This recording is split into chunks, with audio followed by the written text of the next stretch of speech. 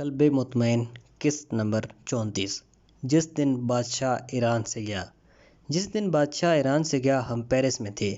اگرچہ فرانس کی پولیس نے امام خمینی کی رہائش گاہ تک پہنچنے والی سڑک بند کر دی تھی، لیکن ایشیا، افریقہ، یورپ، امریکہ غرض پوری دنیا سے اخباری رپورٹرز پہنچ چکے تھے اور تقریباً 150 کیمرامین اپنے کیمرے لیے رپورٹ بنانے کے لیے تیار تھے۔ شاہ جا چکا تھا اور اب رپورٹرز جاننا چاہتے تھے کہ مستقبل کے لیے امام خمینی نے کیا سوچا ہوا ہے۔ ابھی چند منٹ ہی بات ہوئی تھی، میں امام خمینی کے ساتھ ہی کھڑا تھا کہ اچانک آپ نے پلٹ کر پوچھا، احمد کیا ظہر کا وقت ہو گیا ہے؟ میں نے بتایا، جی ہاں، ظہر کا وقت ہو چکا ہے۔ امام نے فوراً کہا، والسلام علیکم ورحمۃ اللہ وبرکاتہ۔